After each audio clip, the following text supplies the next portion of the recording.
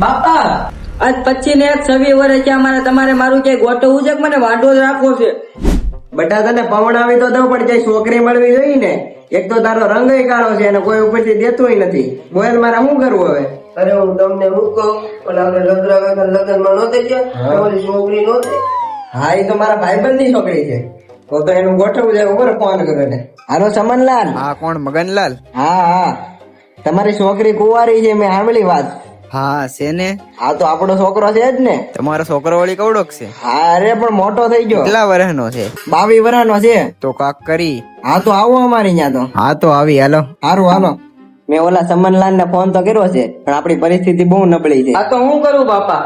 હું તો એક ફાર્મ રાખી લઈ, ઈ સમનલાલ ને ડાયરેક્ટ ન્યાક બોલાવી લેવું, એટલે તારું નક્કી થઈ જાય અને તું ગમી જાય એને. હા તો આપણે પામ રાખી લઈએ, કેમ કે મારા છોકરાનો જિંદગીનો સવાલ છે.